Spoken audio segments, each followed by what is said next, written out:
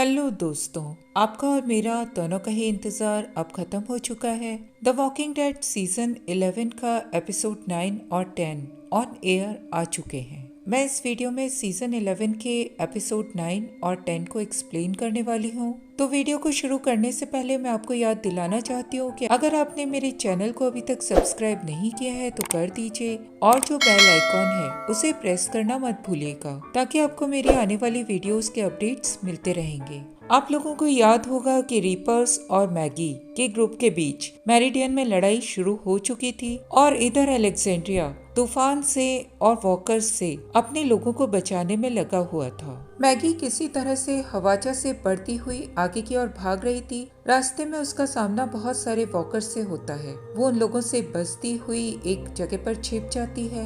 एक रीपर तुरंत ही मैगी के पास आ जाता है। उन दोनों की आपस में लड़ाई होने लग जाती है। मैगी किसी तरह से उस रीपर को बाहर धक्का दे देती है और वो रीपर हवाचा के छोड़े हुए एक रॉकेट से एक्सप्लोड हो जाता है। मैगी उस जगह से अंदर की ओर चली जाती है। वहाँ उसकी मुलाकात नेगन और एलाइसा से होती है। वो दोनों बहुत बुरी तरह से इंजर्ड थे। वो सभी लोग वहाँ से इन्फर्मरी के अंदर चले जाते हैं और वहीं पर मौजूद एक सीक्रेट रूप में छिप जाते हैं। नेगान चाहता था कि उन लोगों को अब फूड और सप्लाईज लेकर अलेक्जेंड्रिया की ओर रवाना हो जाना चाहिए। वो इस बारे में मैगी से बात करता है, लेकिन मैगी डैरिल और गैब्रियल को वहाँ पर अकेला छोड़कर जाने के लिए तैयार नहीं होती। अगले सीन में हमें अलेक्जेंड्रिया की ओर ले जाया जाता है। वहाँ पर रोशिता और डियाना दोनों ही मिलकर सीढ़ियों पर चढ़ रहे वॉकर्स का सामना कर रही थी। जुडिथ और ग्रेसी दोनों ही बेसमेंट के अंदर मौजूद थी और बेसमेंट में चारों ओर से पानी भरना शुरू हो चुका था। बेसमेंट को चारों ओर से वॉकर्स ने घेर लिया था। इधर एरन, जेरी और अपने सभी साथियों के साथ विंड मिल पर लगी हुई फायर को बुझाने में लगा हुआ था, क्योंकि विंड मिल के टूटने से अलेक्जेंड्रिया की वॉल्स को खतरा हो सकता था, जिसके कारण वॉकर्स अलेक्जेंड्रिया के अंदर और ज्यादा नंबर्स में घुस सकते थे। वॉकर्स बेसमेंट के दरवाजे को तोड़ते हुए अंदर की ओर घुसने लग जाते हैं। ग्रेसी और जुडिथ उन लोगों से बचने के लिए पानी में अंदर की ओर मूव कर जाते हैं। वो दोनों मिलकर वॉकर्स का सामना करने लग जाते हैं। तभी ग्रेसी अपनी इमरजेंसी विसल को बजा देती है। एरन उसकी विसल को सुन लेता है। इधर जुडिथ और ग्रेसी लगातार वॉकर्स का सामना कर रहे थे। इसी बीच ग्रेसी की तलवार पानी के अंदर गिर जाती है। वो दोनों बहुत बुरी तरह से घबरा जाते हैं। उसी वक्त एरन बेसमेंट की विंडो से अंदर आ जाता है और वो जुडिथ और ग्रेसी को बाहर निकालने में मदद करता है। लेकिन इसी बीच एरन बहुत सारे वॉकर्स के आने से वहीं पर फंस जाता है। एरन वॉकर से बचने के लिए बेसमेंट की छत पर मौजूद पाइप से लटक जाता है। लीडिया भी विसल की आवाज सुनकर बेसमेंट तक पहुंच चुकी थी। वो एरन को इस हालत में देखती है और एक रस्सी की मदद से उसे बेसमेंट से बाहर निकाल लेती है। इधर मेरिडियन में ऑस्टिन ने गैब्रियल को अपने निशाने पर ले लिया था। तभी डैरिल वहां पर पहुंच जाता है और वो ऑस्टिन के ऊपर अटैक कर देता है। ऑस्टिन का निशाना चूक जाता है। ऑस्टिन और डैरिल के बीच में लड़ाई शुरू हो जाती है। ऑस्टिन डैरिल को घायल कर देता है। तभी उन लोगों को बाहर से कुछ आवाजें आती हुई सुनाई देती है। डैरिल उन आवाजों को सुनकर तुरंत ही ऑस्टिन के मुंह को बंद कर लेता है और एक तरफ हो जाता है। ऑस्टिन का मुंह बंद होने के कारण उसकी उसी वक्त डेथ हो जाती है और डैरिल वहीं पर मौजूद एक ब्लैकबोर्ड की जगह छुप जाता है। लिया अपने पूरे साथियों के साथ वहां पर पहुंच चुकी थी। वो ऑस्टिन को मरे हुए देखती है और बहुत ज्यादा गुस्से में आ जाती है। इधर गैब्रियल छत के रास्ते ऊपर की ओर जा रहा था। तभी रास्ते में उसकी मुलाकात एक प्रीस्ट से होती है, जो कि रीपर्स का ही साथी था। उन दोनों में भगवान के वजूद को लेकर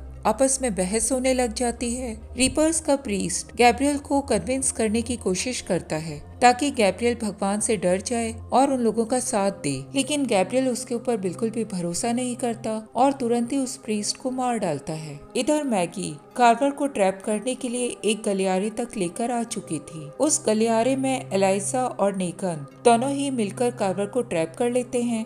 एलाइसा कार्वर से बदला लेना चाहता था क्योंकि उसने उसकी बहन को मारा था। मैगी, एलाइसा और नेगन तीनों ही मिलकर कार्वर का सामना करने लग जाते हैं, लेकिन कार्वर बहुत ज्यादा स्ट्रॉन्ग था। वो तुरंत ही उन तीनों को घायल करके नीचे गिरा देता है। इसी बीच नेगन अपने पास ही मौजूद एक कमरे के अंदर से कुछ सैंड लेकर आ जाता है और वो सैंड से कार्वर का ध्यान भटका देता है और उसके ऊपर अटैक करके उसे घायल कर देता है। मैगी कार्वर को नीचे गिरा हुआ देखती है और वो एलाइजा की सिकल लेकर तुरंत ही कार्वर को मारने के लिए आगे बढ़ जाती है। मैगी कार्वर को मारने ही वाली थी, तभी डैरिल वहाँ पर पहुँच जाता है और वो मैगी को कार्वर को मारने से रोक देता है। डैरिल वहाँ मौजूद सभी लोगों को बताता है कि वो लोग कार्वर को यूज करके वहाँ से जिंदा बाहर निकल सकते थे। डैरिल कार्वर को बंदी बना लेता है और मैगी, नेगन और एलाइजा के साथ जाकर लिया से मुलाकात करता है। वो लिया से कहता है कि वो उन लोगों को जाने दे और बदले में वो कार्वर और उसके लोगों को जाने देगा। लिया ने पहले ही एक स्नाइपर को ऊपर छत पर बिठा कर रखा हुआ था। लिया उस स्नाइपर को इशारा करती है और वो स्नाइपर गोली चलाकर डैरिल और उसके गैंग को वार्न करता है। लिया डैरिल को स्नाइपर के थ्रू धमकाने लग जाती है और डैरिल आखिर में कार्वर को आजाद कर देता है। एलाइजा, जो कि बहुत बुरी तरह से जख्मी था, वो कार्वर को जाते हुए देखकर बहुत बुरी तरह से चिढ़ जाता है, क्योंकि वो अपनी बहन की मौत का बदला कार्वर से लेना चाहता था। वो अपनी सिकल लेकर कार्वर को मारने के लिए आगे बढ़ता है, लेकिन अपनी इंजरीज के कारण वहीं पर गिर जाता है। कार्वर एलाइजा को ऐसा करते हुए देखता है और वो उसे मारने के लिए आगे की ओर बढ़ जाता है। तभी एक गोली कार्वर के पैर में आकर लग जाती है। सभी लोग देखते हैं कि गैब्रियल ने उस स्नाइपर की प्लेस को ले लिया था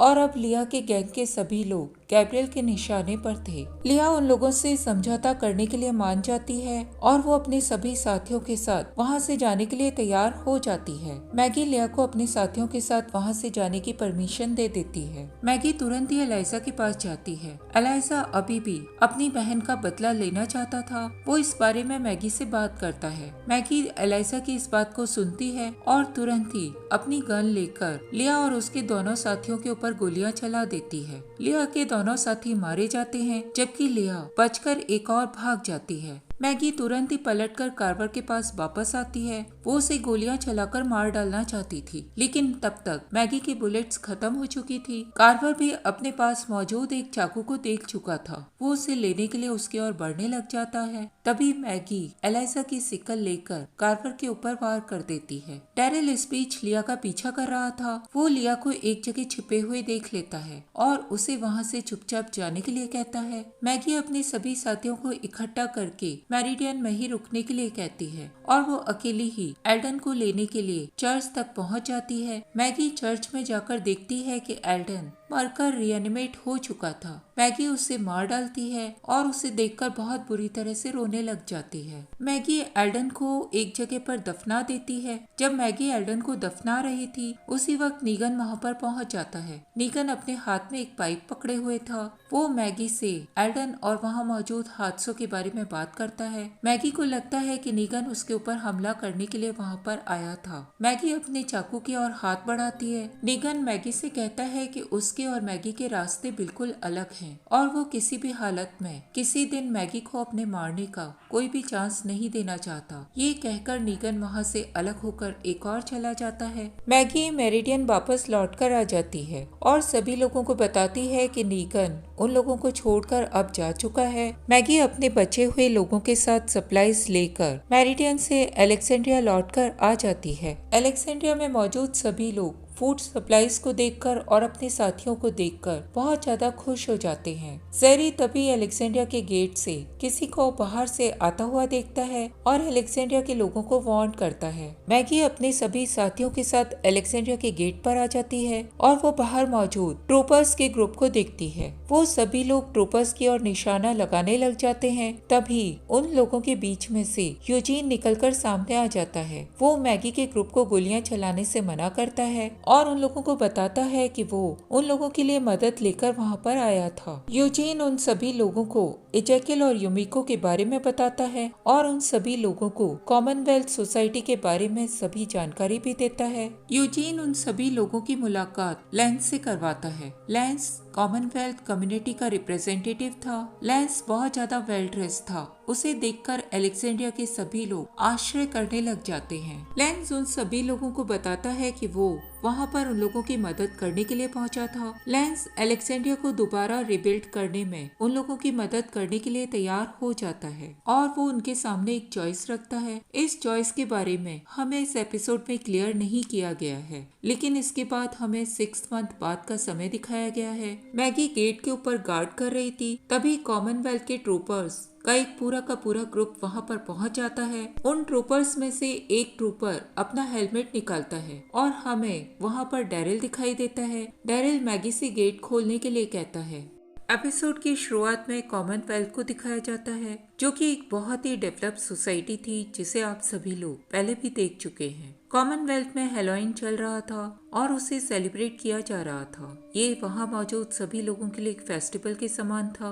वहाँ पर हॉन्टेड हाउस, बैटिंग जोस, गेम्स, फूड और प्राइजेस सभी थे। एपिसोड की शुरुआत में डैरिल को दिखाया जाता है, जो कि बच्चों को हॉन्टिंग हाउस दिखा रहा था। हॉन्टिंग हाउस दिखाकर डैरिल उन लोगों के साथ बाहर निकल जाता है। कैरोल एजेकिल की हेल्थ को लेकर बहुत ज्यादा कंसर्न थी। वो उसे दूर से देखती है और वो समझ जाती है कि एजेकिल की तबीयत बहुत ज्यादा ठीक नहीं है। वो एक जेनेटर से की को चुरा लेती है और मेडिकल रिकॉर्ड्स को चेक करने के लिए मेडिकल रूम तक पहुंच जाती है। इसी बीच टॉमी उसे पकड़ लेता है। कैरोल के पूछे जाने पर टॉमी उसे बताता है कि एजेकिल का ऑपरेशन होने में अभी बहुत समय बचा हुआ है, क्योंकि उसका नंबर बहुत बाद में आने वाला है। टॉमी कैरोल को बताता है कि वहाँ पर ऑपरेशन नंबर्स के अनुसार फिक्स किया जाता है और एजेकिल का नंबर बहुत बाद में आने वाला है। कैरोल टॉमी के मुंह से ये सुनकर सोच में पड़ जाती है, क्योंकि एजेकिल की हालत बहुत ज्यादा सीरियस थी और उसे सर्जरी की बहुत जल्दी ही नीड थी। अगले सीन में डैरिल और रोशिता को दिखाया जाता है, जिन्होंने कॉमनवेल्थ आर्मी को ज्वाइन कर लिया था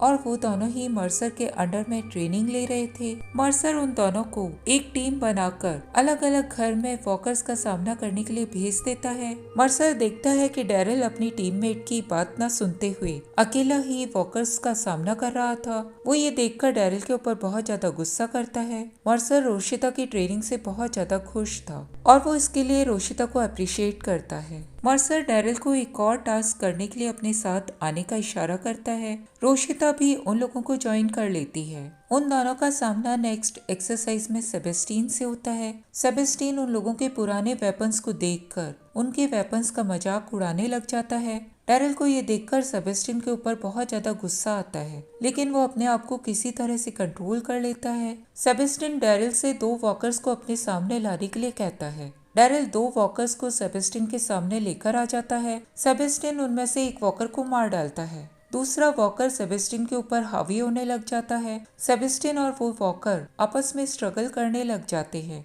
तब डैरिल सेबेस्टीन की मदद करने के लिए उस वॉकर को मार डालता है। सेबेस्टीन ये देखकर डैरिल के ऊपर बहुत ज्यादा गुस्सा हो जाता है। सेबेस्टीन वहाँ की गवर्नर पामेला का बेटा था। सेबेस्टीन अपनी मदर को पास से ही गुजरते हुए देखता है और वो वॉकर के साथ हुए स्ट्रगल को याद करके शर्मिंदा हो जाता है। सेबेस्टीन तुरंत ही वहाँ से चला जाता है। सेबेस्टीन के जाने के बाद मर्सर डैरिल को सेबेस्टीन के ईगो को हर्ट करने के लिए डांटने लग जाता है। कैरोल लैंस को एक वाइन बॉटल को फेंकते हुए देख लेती है। वो देखती है कि वो वाइन बहुत ही घटिया क्वालिटी की थी। वो सोसाइटी से बाहर जाकर वाइन की एक शॉप को तलाशती है। एक बहुत ही अच्छी ब्रांड की वाइन लेकर आ जाती है। कैरोल उस वाइन के बारे में लेंस को बता देती है। कैरोल वाइन के बारे में लेंस से बात करती है। वो लेंस को बढ़िया वाइन देने का वादा करती है और बदले में एजेकिल की जल्दी सर्जरी करवाने के बारे में बात करती है। उसी शाम को कॉमनवेल्थ में एक बहुत ही ग्रैंड पार्टी का आयोजन किया जाता है। टॉमी, जो कि उसी पार्टी में मौजूद था, वो बहुत ज्यादा वाइन पी लेता है और उसके हाथ बहुत बुरी तरह से कांपने लग जाते हैं। युमिको टॉमी को इस हालत में देख लेती है और वो उससे इस बारे में बात करती है।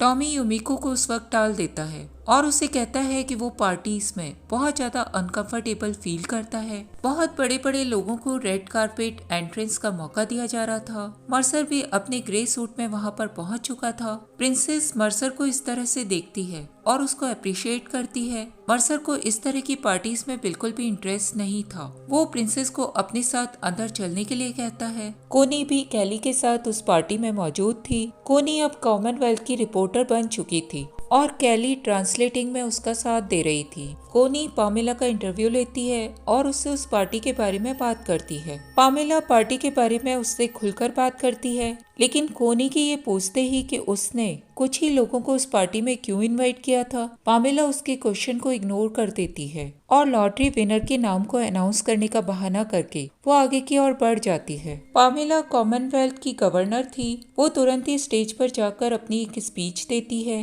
वो उसी वक्त सब लोगों के सामने अपने फादर की पेंटिंग को रिवील करती है। पामेला बताती है कि उसके फादर ने ही कॉमनवेल्थ की नींव रखी थी और वो उन्हीं के अचीवमेंट से इस जगह पर पहुंच चुका था। मेघना भी वहां पर मौजूद थी और वो वहां पर मौजूद सभी लोगों को ड्रिंक सर्व कर रही थी। प्रिंसेस की नजर तभी अचानक एक वेटर के ऊपर पड़ती है। ये वही वेटर था जिसे प्रिंसेस ने ट्रेन यार्ड में मारा था और उसे अपने कंट्रोल में कर लिया था। प्रिंसेस उसे वेटर के रूप में देखकर बहुत ज्यादा चौंक जाती है। पामेला की स्पीच के खत्म होते ही वो वेटर अचानक ही बहुत जोरों से चिल्लाने लग जाता है और वो पामेला को कहता है कि यहाँ पर हो रही सभी चीजें बिल्कुल बकवास है। वो वेटर तुरंत ही पामेला के असिस्टेंट मैक्स को अपने कब्जे में कर लेता है और उसके गले पर एक चाकू रखकर सभी लोगों को धमकाने लग जाता है। वो वेटर पामेला से कहता है कि क्या वो उसके बारे में कुछ भी जानती है। पामेला क्योंकि उसके बारे में कुछ भी नहीं जानती थी, वो इस बात से मना कर देती है। वो वेटर बताता है कि उसका नाम टायलर डेविस है और वो किसी वक्त मर्सर की आर्मी में एक ट्रूपर के रूप में काम किया करता था। टायलर चाहता था कि पामेला उसकी बात सुने। टायलर पामेला को कहता है कि वो सिर्फ बड़ी बड़ी पार्टियों की परवाह किया करती है। ये कहते हुए टायलर पामेला के फादर की पेंटिंग को फाड़ डालता है। मर्सर अपने सभी गार्ड्स के साथ उस आदमी को पकड़ने के लिए आगे की ओर बढ़ता है। टायलर तुरंत ही मैक्स को धक्का देकर एक और भाग जाता है। सेबेस्टियन भी मर्सर के गार्ड को टायलर को पकड़ने का ऑर्डर देता है। डैरिल टायलर को भागते हुए देख चुका था। वो तुरंत ही उसके पीछे हॉन्टेड हाउस में पहुंच जाता है और उसे पकड़ लेता है। डैरिल के पूछने पर टायलर उसे बताता है कि वो सिर्फ पामेला से बात करने के लिए वहां पर पहुंचा था। वो किसी को भी नुकसान नहीं पहुंचाना चाहता था। टायलर तुरंत ही सुसाइड करने के लिए चाकू उठा लेता है, लेकिन डैरिल उसे ऐसा करने से मना करता है। टायलर डैरिल को बताता है कि वो एक ट्रूपर था और उसकी एक गलती के कारण उसकी फैमिली को और उसे बहुत नुकसान हुआ था, जिसके कारण उसे अपना घर और अपना स्पेंडिंग कार्ड खोना पड़ा था और वो अब अपने परिवार की कोई भी मदद नहीं कर सकता था। डैरिल तुरंत ही टायलर को बंदी बना लेता है। तभी वहां पर सेबेस्टियन पहुंच जाता है। डैरिल टायलर को सेबेस्टियन के हवाले कर देता है। सेबेस्टियन टायलर को लेकर पामेला के पास पहुंच जाता है और उसके सामने पहुंचकर टायलर को पकड़ने का क्रेडिट ले लेता है। पामेला ये देखकर सेबेस्टियन के ऊपर बहुत ज्यादा खुश हो जाती है, लेकिन मर्सर सच्चाई जानता था। वो जानता था कि टायलर को डैरिल ने पकड़ा था, लेकिन वो चुप ही रहता है। अकेले में टायलर पामेला को बताता है कि उसके समान वहाँ पर बहुत सारे लोग मौजूद हैं। वो पामेला को ये भी बताता है कि जब तक वो वहाँ पर मौजूद है, कॉमनवेल्थ सुरक्षित है। वो पामेला को इस बारे में वार्न करता है। पामेला टायलर को देखकर और उसके मुंह से और ज्यादा विद्रोही लोगों के होने की बात सुनकर डर जाती है। इधर पार्टी के बाद कैरोल इज़ेकियल के बारे में बात करने के लिए लेंस के पास पहुंच जाती है और इधर मर्सर रोशिता को मेघना से बात करने के लिए भेज देता है। रोशिता मेघना के पास जाकर वेटर टायलर के बारे में बात करती है। मेघना रोशिता को क्लियर करती है कि वो टायलर के बारे में कुछ भी नहीं जानती थी। इज़ेकियल और कैरोल की आपस में मुलाकात होती है और वो दोनों विंटेज वाइन को आपस में शेयर करते हैं। इज़ेकियल कैरोल को एक बॉक्स देता है जिसके ऊपर हेनरी का नाम लिखा हुआ था। वो उस बॉक्स को कैरोल को रखने के लिए दे देता है। कैरोल और इज़ेकियल एक नई शुरुआत के लिए टोस्ट करते हैं। कॉमनवेल्थ में 33 डेज और निकल जाते हैं। डैरिल को अब ट्रूपर की यूनिफॉर्म मिल चुकी थी। उसे एक बहुत अच्छा अपार्टमेंट भी मिल चुका था। वो जुडिथ के साथ वहाँ पर अच्छे से रह रहा था। डैरिल जुडिथ के लिए एक रिकॉर्ड प्लेयर खरीद कर लेकर आता है। इधर रोशिता को भी ट्रूपर की यूनिफॉर्म मिल चुकी थी। रोशिता एक अपार्टमेंट में रेड करती है। वहाँ पर उसे अंदर एक छिपा हुआ सीक्रेट रूम दिखाई देता है। रोशिता वहाँ पहुंचकर देखती है तो उसे वहाँ पर विद्रोहियों की बहुत सारी चीजें दिखाई देती है।